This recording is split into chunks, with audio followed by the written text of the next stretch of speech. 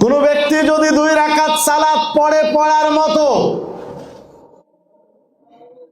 মা মিন মুসলিমিন ইয়াতাওয়াদ্দাউ ফায়ুহসিনু উযুহু, কোন মুসলিম যদি সুন্দরভাবে ওযু করে, সুম্মা ইয়াকুমু, অতঃপর দাঁড়ায়, ওয়া ইউসাল্লি রাকাতাইন, 2 রাকাত সালাত আদায় করে, সুন্দরভাবে ওযু করলো, দাঁড়ালো, 2 রাকাত সালাত আদায় করলো, মুকবিলুন আলাইহিমা বিকলবিহি ওয়া ওয়াজহিহি, এই 2 রাকাত সালাতে তার চেহারা এবং তার অন্তর, তার বডি এবং তার অন্তর পুরোটাই 100% আল্লাহর দিকে মনোনিবেশ করে দিল।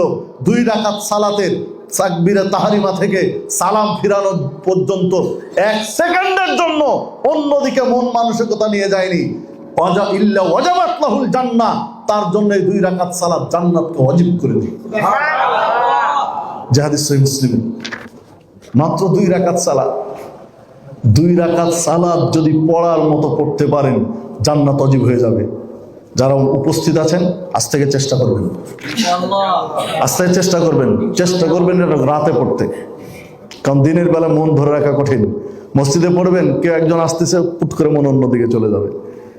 রাত্রে একাকী, গভীর রাত্রে উঠবেন, ফজরের আগ দিয়ে ওযু করে, গোটা পৃথিবীর স্তব্ধ, সবকিছু স্থির, একাকী অন্ধকারে, হালকা আলো জেলে, কেউ নেই, এইরকম ঘরে 2 রাকাত সালাত দাঁড়াবেন।